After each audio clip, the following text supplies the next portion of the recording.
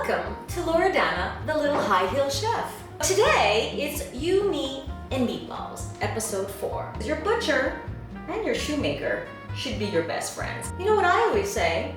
When life gives you lemons, you make meatballs.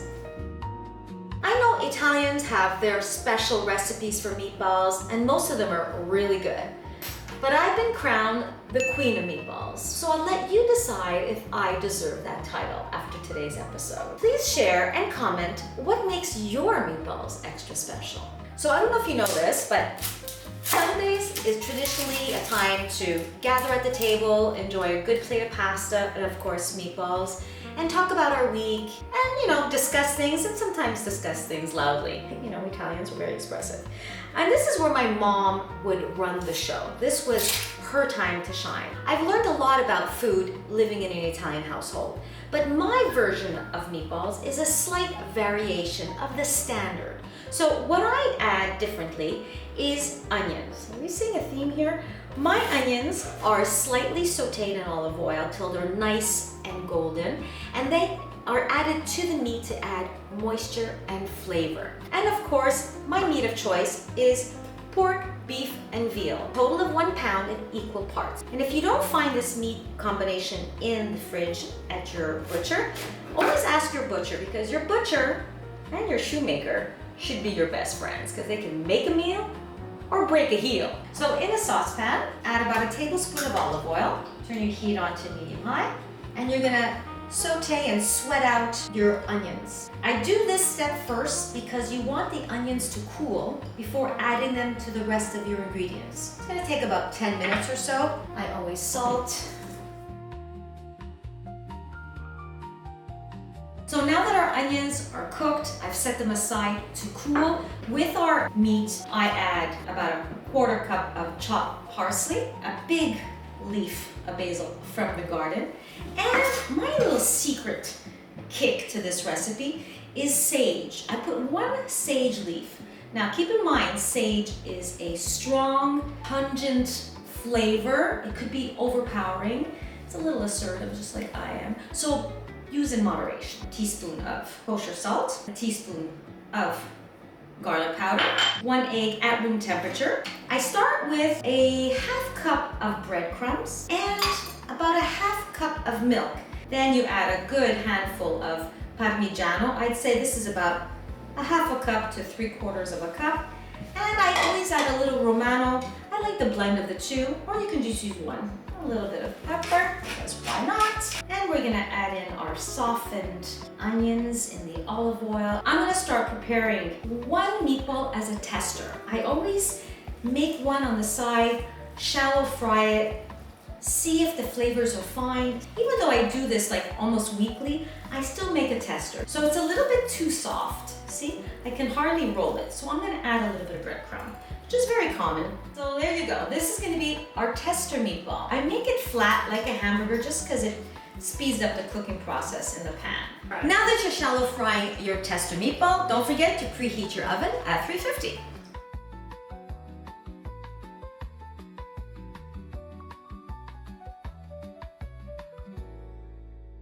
Oh my God, okay. So now that the girls have given me the thumbs up, the flavor's on point, I start rolling. And before I do, I just want to show you the texture. It's soft, it feels like Play-Doh a little bit, but firm enough to hold its shape. That's 4.3. There we go.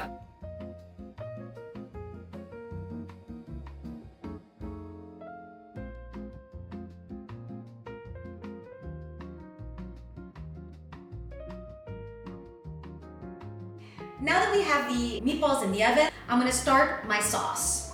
So I coat the bottom of my creuset with about a 1/2 cup of olive oil, and I always start building flavor by sauteing my pork bones. Pork has fat, and fat means flavor.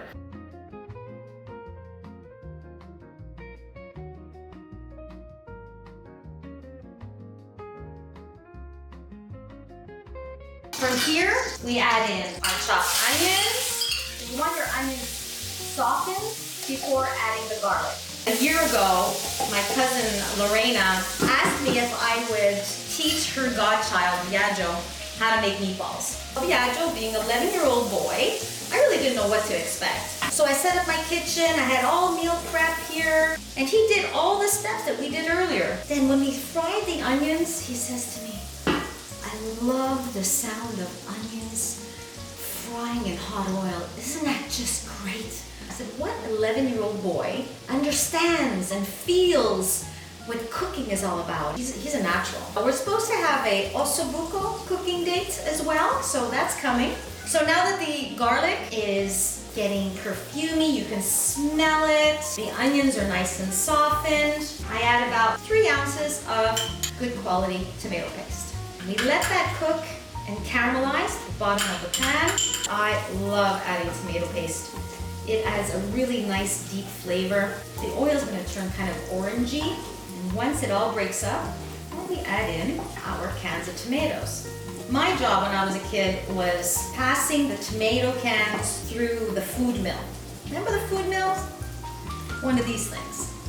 Being short as I am, my mom would have a really big pot and I'd be over the pot and I'd be doing this and passing like 5, 6 cans of tomatoes. I know that was very much the tradition, but I think it's a waste of time and we should be eating the whole tomato. There is nothing wrong with having a little bit of seeds or the little butt at the end of the tomato.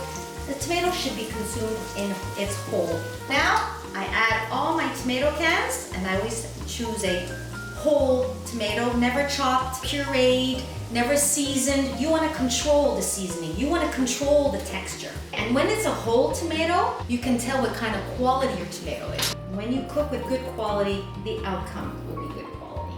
I let the tomatoes break down with the oil and the garlic and the tomato paste before I use my emulsifier and puree it. So I'm going to wait about 10-15 minutes.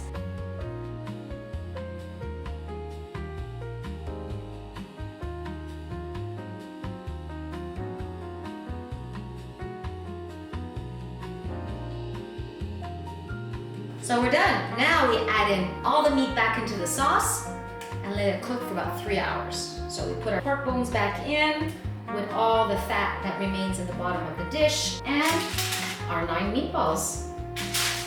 They'll finish cooking in the sauce. If you wanted to eat them right out of the oven, I would say cook them for about a half an hour. Check the internal temperature till it's about 165.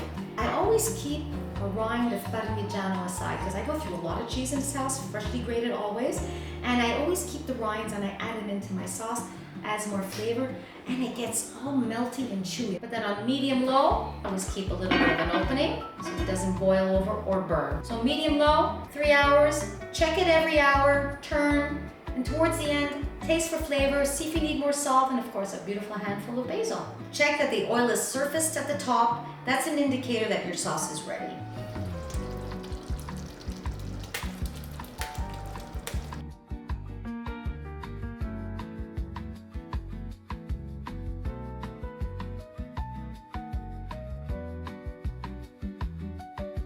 Thank you for joining us on episode 4 of You, Me, and Meatballs. I hope you enjoyed it because they're really, really delicious. Kind of need a moment with them, so the queen is now leaving the kitchen. Bye!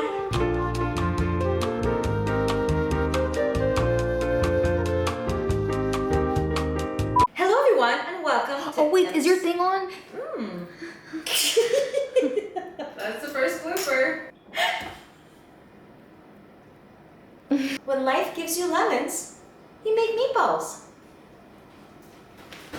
Whoops! You, me, and meatballs.